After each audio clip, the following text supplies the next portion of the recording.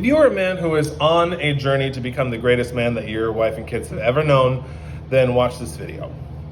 Now, in order to become the greatest man that your wife and kids have ever known, you're gonna need energy, okay?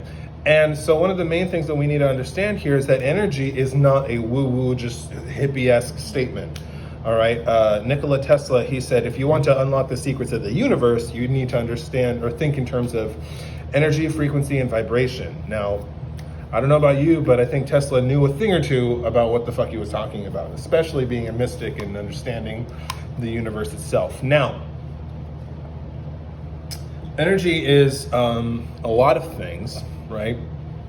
But more importantly in this case, and in this context, we're going to be talking about emotions, energy in motion, right? It is the frequency that your body, that the atoms in your body are vibrating at, based on your mental interpretation of external stimulus, right? Which is just a fancy way of saying how your brain interprets the world around you and how it makes you feel. Now, one of the main things that we have been conditioned to do is to hold on energetically or emotionally to things that have made us feel bad. Okay, you with me? Good, stay with me. And what situation, what container, right? What connection can run the risk of making us feel bad all the fucking time? A relationship, a marriage, one where there's so much expectation and so much pressure. And if you have two unhealed people that don't have a high emotional IQ, or that maybe one of them does and the other one doesn't, and one of the things that we as men have been conditioned to do and believe is that emotions need to be suppressed and they need to be we're gonna keep it down here, because if it's up and out, people are gonna think we're a bunch of pussies and, you know, we're gonna get eaten alive or destroyed, or we'll lose love. Now, because of that, a lot of you motherfuckers have become emotionally constipated, which has is keeping you disconnected, and it keeps you lost, because you don't know what to do with a lot of the negative emotions and associations that you have with your past. Okay? So what we tend to do is we tend to bring the past into the present. For example, if you've been fighting with your wife for a while and you wake up and you see her, what is the first thought you think? Oh, fuck, here we go again, right?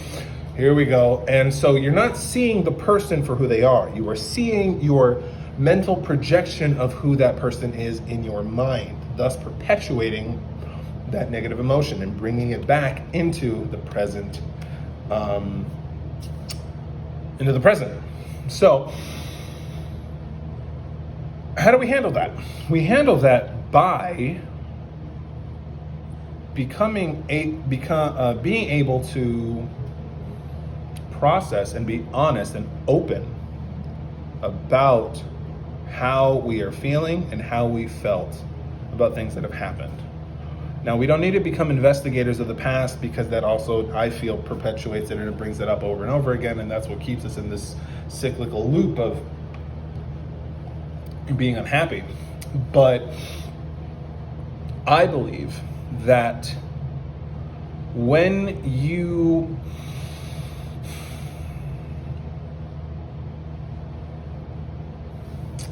like we talked about in a previous video, when you learn to make your body a safe space for your emotions, that means you don't attach meaning to what it is that you're feeling or to the past. You don't identify with the things that have happened. Then you can remove yourself, right? You can remove yourself and you can step back and objectively observe and analyze and process a lot of traumas, a lot of things that have happened, especially in your relationship. And that allows you to release that energy, right? And once you release, for example, I have a client, I had a client who was never used to the kind of fights that he ended up having with his wife, and it was traumatizing. And one of the things that he admitted on the call that we had is that he did not realize just how resentful he was of that situation. And due to that, because of the story that he attributed to that, he ended up becoming afraid of his wife unconsciously. And when whatever we're afraid of, we can't connect with because we're judging. How is this person, how are they going to hurt me? What are they going to do? What is this? What is that, right? And so we walk on eggshells. Okay? We walk on eggshells. We are not honest with what is true for us, with our truth. And so we fall into that pattern of that people-pleasing nice guy bullshit that ends up destroying our relationship, and it ends up destroying our lives. We end up living an unlived life. Because we're always reacting. We're always trying to control things. We're always trying to keep pain at bay and keep everybody happy, keep everything copacetic. It's just okay. Okay. So the best way I've found to handle resentment is by being honest, being open, being willing to admit to your journal, to your coach, to your therapist, to especially to your spouse, that something in the past made you feel a type of way, regardless of how they respond.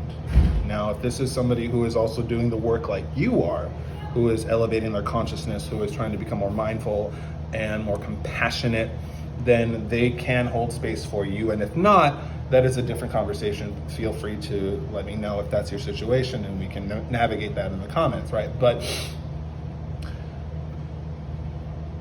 allowing those emotions of the things that you resent, allowing them to have their day in the sun, allowing them to be seen, heard, and understood, and more importantly, loved and accepted.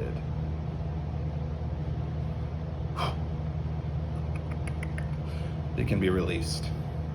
When you release that, any single one of you has probably already done some deep work on yourselves already. So what do you say every single time you meditate, every single time you release, every single time you forgive? What do you feel? You don't feel heavier. You feel, say it with me, lighter, okay? You feel lighter. So, that is, in my opinion, one of the best ways to handle resentment is by releasing the emotional charge that you have with the memories, okay, and the projected, or the mental projection of people and events and experiences in your life. Now, one of the best ways to do that, I found, has obviously been journaling. Going into, okay, right there on the page. Do I have mine? No, it's all the way over. No, fuck it, I'll get it. Okay.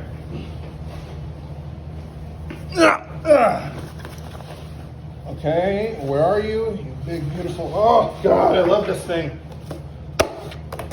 Boom. Open. Right here. New page. What am I currently resenting?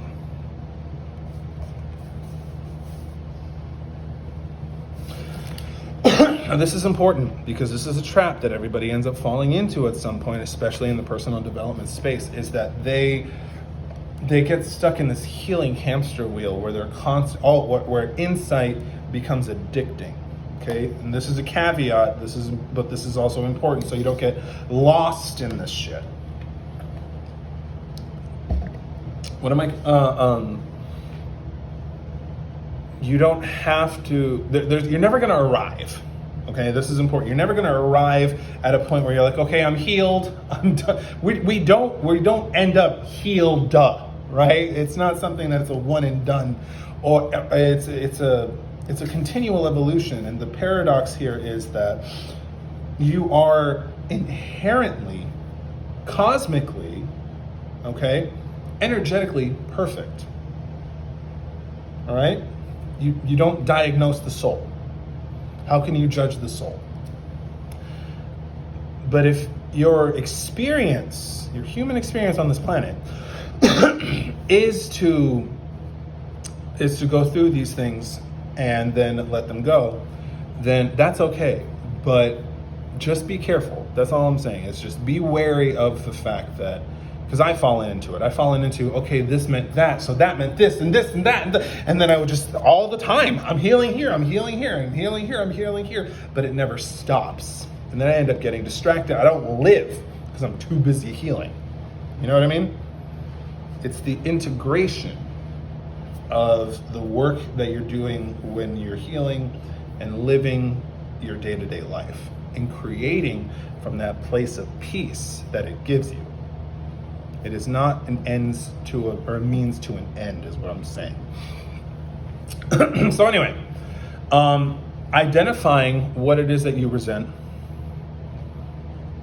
just like Wayne Dyer talks about, right? He talks about, let's say, just your past. This is your past. I pick it up. Okay? Now without judging it, I observe it. Here's my trauma. Here are my resentments. Here are my big feelings. Here's my emotions. Here's the things that have happened to me. Here's what I made them mean. Here's how I feel about them.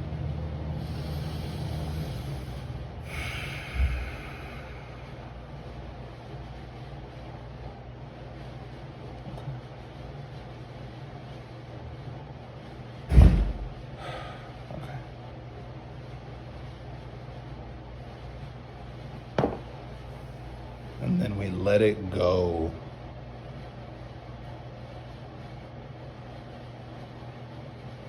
And then we can return to the present moment without mental projections, without assumptions, without associations, without all of our stuff infecting the present moment and affecting our ability to connect with each other.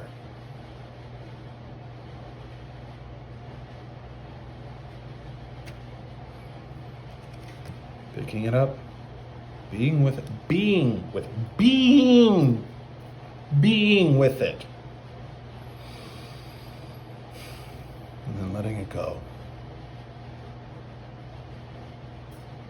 You resent less, you release those resentful pockets, those cancerous pockets of energy that are inside of your body. You let them out, they go. Now you have room. Now you have expansion. Now, right? My voice did a weird thing. But now you have room in yourself for love, for connection, for compassion, for joy, for all of those things that you want to experience because you're not holding on. And you're not resentful. Now, one thing that you are going to find is that you're probably not resentful towards the people that you think that you are.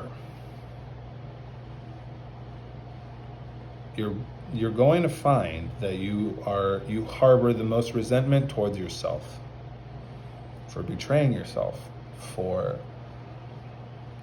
allowing yourself to feel that way, or for making a story about it, or I was weak this one time and now you're a bitch because you were weak, or anything to that effect.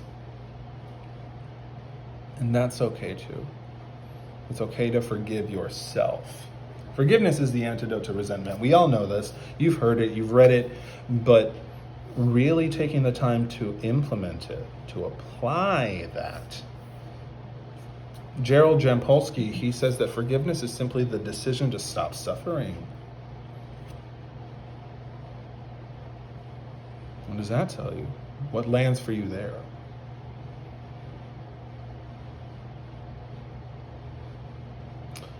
And finally, I'm going to leave you with this. Now, there's probably going to be a moment where you go, why didn't I do this sooner? oh, all that waste, all the wasted time, you know? That was a parade reference for any of my musical theater majors out there. But the reason why I found in my experience and throughout my career is that resentment has met an emotional need. Resentment helped you get through, it helped you create a chip on your shoulder that you then operated out of, that helped you survive, that helped you achieve greatness in business, in life, in something. It has helped you win. Because it helped you win, you don't want to let go of that because you don't want to lose. And so just understand that when you let go of that chip on your shoulder, when you forgive yourself, don't worry about why you didn't. It gave you something. It helped you. Resenting those things helped you get to where you are. Good or bad. And if it's good, it's going to be harder to let go of. But when you do, you are free to operate from a whole different vibe, from a whole different energy, from a place of peace. The center, not extreme sadness, not extreme happiness. The center. It's what Lao Tzu called the center.